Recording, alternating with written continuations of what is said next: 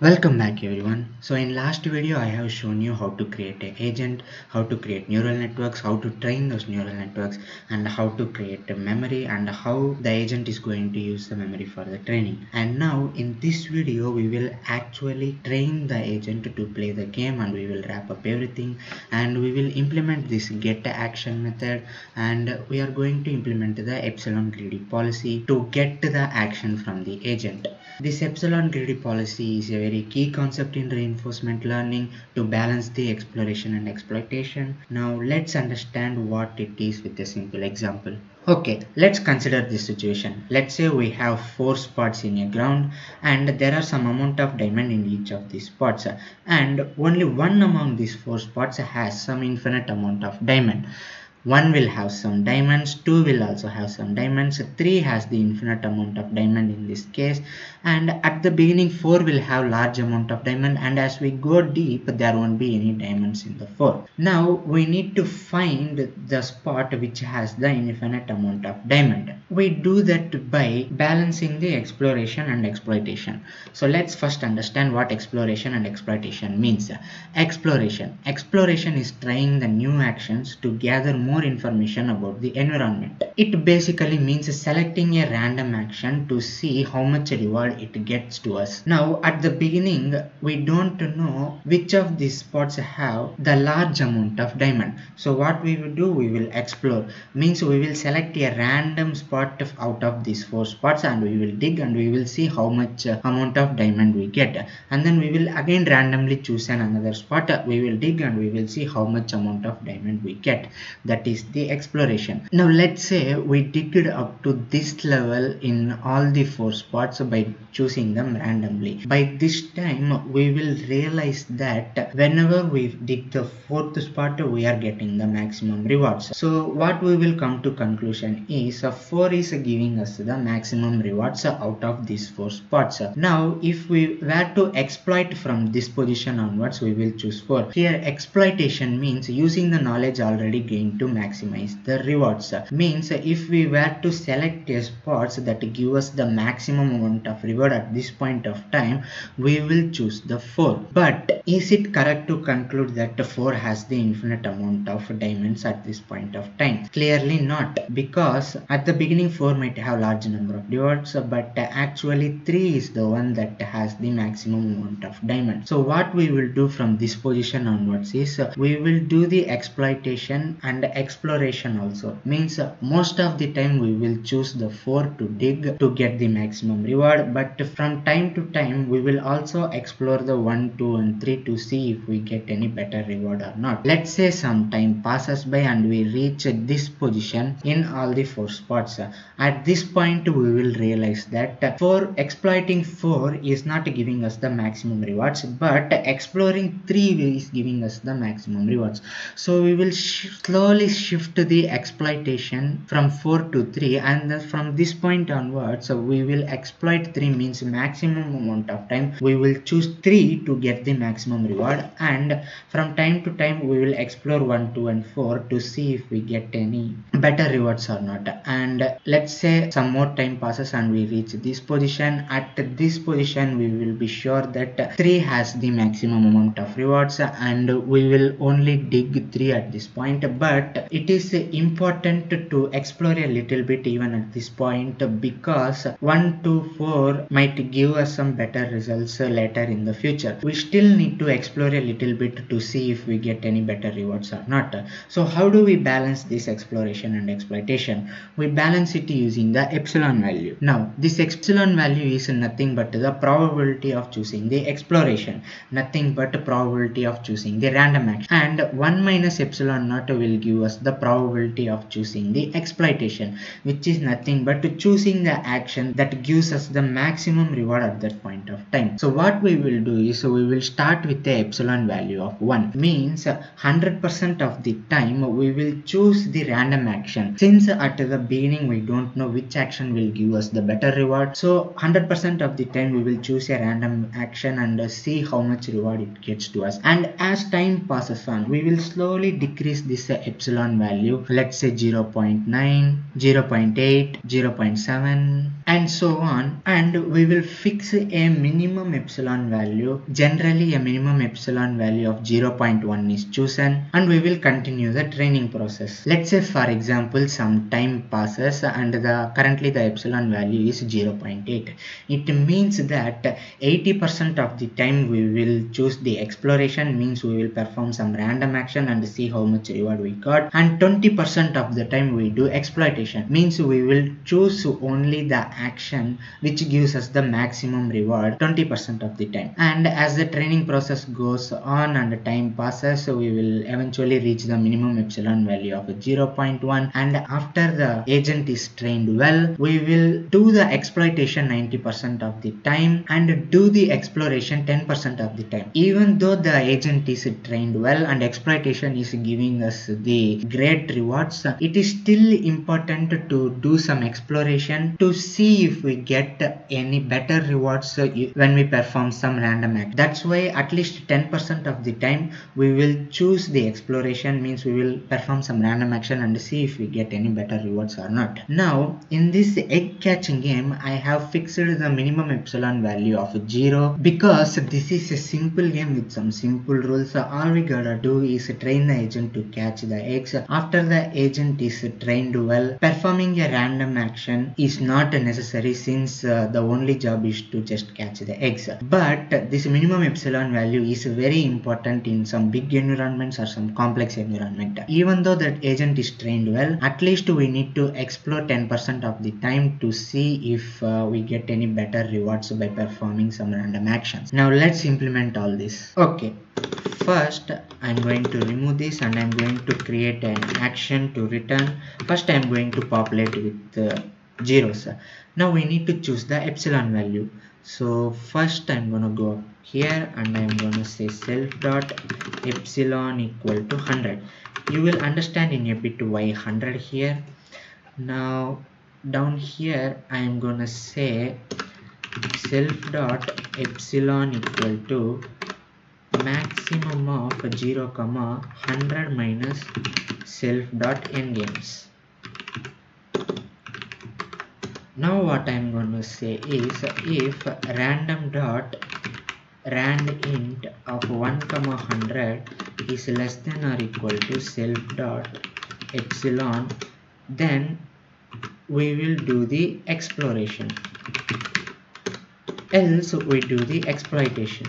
So what have I done here? First I have chosen epsilon as a maximum of 0, 100 minus self dot number of games.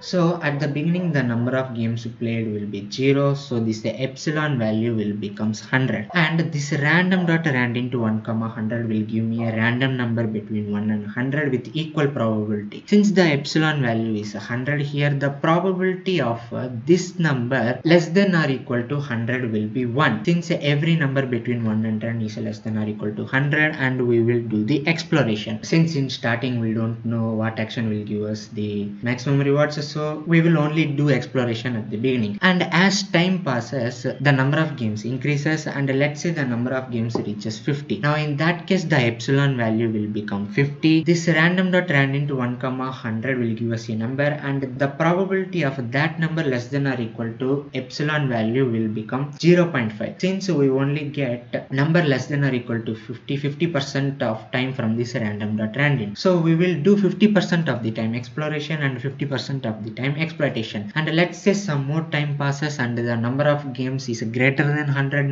now in this case epsilon value becomes 0, since this number will become negative and we will get epsilon value as 0. Now at this point this random dot rand will give numbers between 1 and 100, and this number is never less than or equal to 0, and we only do the exploitation from this point onwards. So I have chosen epsilon value, which is probability of choosing the random action, which is exploration, and I have slowly reduced the epsilon number so that as time passes, so we will do the exploitation more and exploration less. And when the agent is trained well, we don't need the exploration because the agent would have learned how to catch the eggs, and we will only do the exploitation, which will give us the maximum rewards. Now let's implement this exploration and exploitation. Okay, Exploration means we need to select a random action between moving the basket to the left, staying still, and moving basket to the right. So I'm gonna say idx equal to random.randint of 0 comma 2. This will give me a random number between 0 and 2 with equal probability, and I am gonna say action of idx equal to 1. Means I am randomly choosing position 0, 1 and 2 and putting 1 in it. That completes the exploration. And for the exploitation, we simply need to give this state to the DQ network, which is training parallelly, and that network will tell us what action to perform. So first I am going to convert this state into a tensor. So I am going to say state equal to torch.tensor of state comma d type equal to torch.float. Okay, now we need to get the predictions from the network. So I'm gonna say pred equal to self.dq network of state. Now the neural network will output 3 values, and we need to find at what position it gives the maximum value, and we need to put 1 in that position. I am gonna say idx equal to torch.argmax of pred.item. This will give me the position which has the highest value, and I am gonna say action of idx equal to 1. That completes the exploitation, and we need to return the action. Now let's go down to our loop here. So what we are doing, we calculate the state, we get the action from the agent based on the epsilon greedy policy, and then we calculate the reward and game over status. We calculate the next state, the agent remembers everything, and then the agent trains the DQ network, and after every 10 games we train the target network. I have explained how we are going to use the epsilon greedy policy, and we already created the agent, and I think I have covered all the things, and all that left is actually training the agent to make it play the game on its own. Okay, in the loop, if it is a game over, I don't want the loop to end, but I want to reset the environment so that the agent plays the next game. So I'm gonna write a function to reset the game. I'm gonna call it as reset game, and I'm going to write the function above here. So I'm gonna say def reset game. I also want to keep track of what is the total reward we get in a single game. So I'm gonna create a variable to keep that track. So I'm gonna say total reward equal to 0.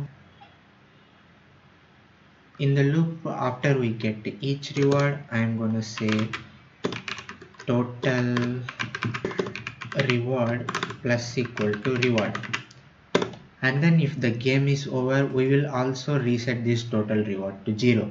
And in this I'm gonna say global basket eggs score total reward. That's it. So we have to reset the score to 0, and then total reward to 0, and then we need to move the basket to its initial position, which is in the middle of the screen at the bottom. So I'm gonna copy this and I'm gonna do this. So this will reposition the basket to its initial position, and I'm gonna say x equal to created. Okay, so if it is a game over, we increase the number of games played by 1, and we will reset the game so that the agent plays another game. I also want to keep track of what is the highest score that the agent was able to score. So I'm gonna go up above here, and I'm gonna say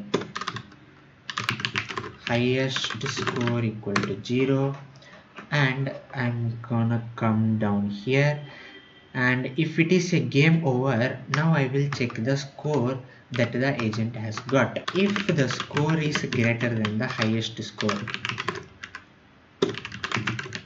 then I'm gonna say highest score equal to score, and I'm going to save this model since this model performed well than the previous one. I'm gonna say save model I have to save the just the DQ network so that I can load it later and then use it. DQ network, and I am also going to pass this highest score to put it in the name of the model. I will implement this save model in a bit, it will make sense later. I also want to print some things to see the progress of the agent. I am gonna say print. I have printed in game the game number, what is the score we get on that game, what is the total reward in that particular game, and what is the highest score till now to see the progress of the agent. Now the training process will go on, and if it is a game over, we check for the score, and if we get a better performance, we keep on saving the model so that we can use it later. Now what I am gonna say is, if score is greater than or equal to 100, means if the agent was able to catch 100 eggs on its own, I'm going to consider it as a pretty good model. If it can catch 100 eggs, it won't drop any in the future. So I'm going to end the training process here. I'm going to say highest score equal to score, and then I'm going to save the model agent.dq network highest score,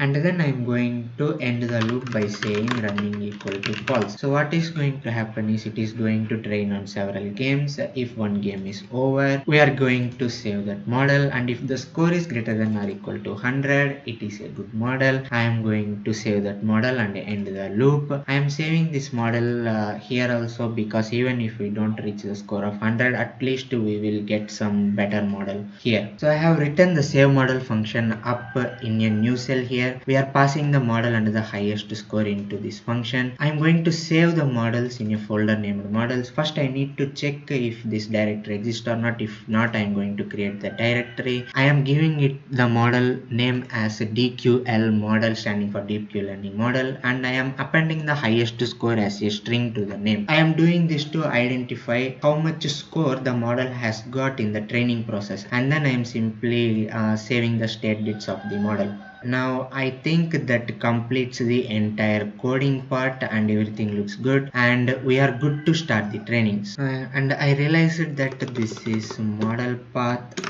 Now this is good, and I need to import to OS to make the directory and save the model. So I'm going to say import OS. Now let's run all the script. So run, and when I run this, we are going to see how the agent trains. Let's run it. Okay, the training process is started now, and the agent is trying to learn the game. And since it is the starting stage, you can see that the agent is just making some random moves, moving the basket to the left, right, and staying it still. And as soon as the agent start catching some egg, it will remember what action it took for a state to catch the egg and get the reward, and it will try to repeat it, and it will slowly move from exploration to exploitation like we implemented before. And you might have already noticed that as soon as we drop an egg, the environment is getting reset, and the agent right away starts playing the next game. So the agent is going to train like this for some time, for several number of games, and it will keep on getting better and better. And I have already printed the uh, progress of the game here like this. Like in game 1, the score is 0 and the total reward is -10, and the highest score till now is 0, because we dropped the only egg and we didn't catch any egg. The total reward is -10. We drop If we drop an egg, we get a reward of -10, and things were like that for 4 games. And in the 5th game, the agent was able to catch 2 eggs and get a total reward of 10. For catching 2 eggs, we get a reward of 20, and for dropping one, we get -10. So total is 10, and the highest score is updated as 2 now. So like this, the agent is going to train for several number of games, and it will keep on getting better and better, and in the future it will catch more eggs. So let's wait and see how the agent improves.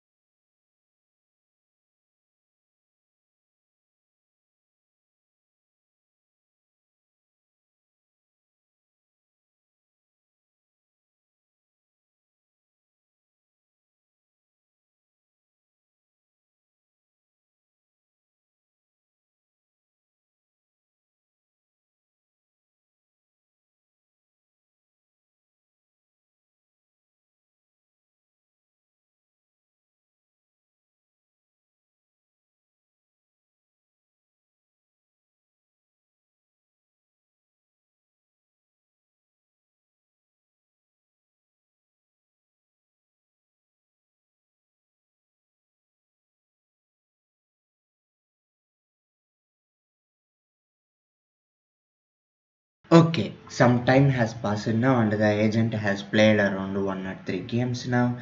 And during this time, in game 84, the agent had made 24.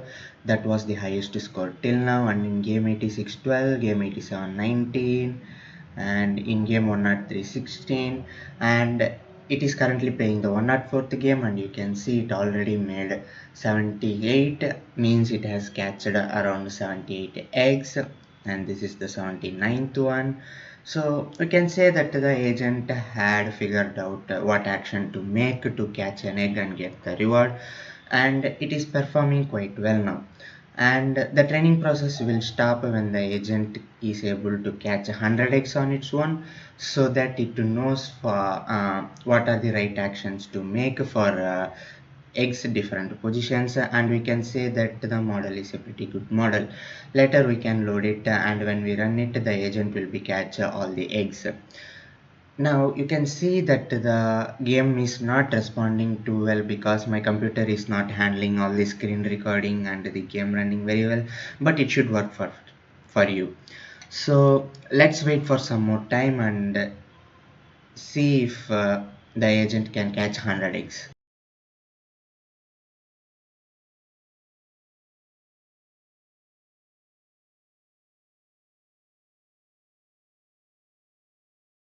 Okay, the agent almost made it. It is going to catch the 100th egg now, and the training process is going to stop.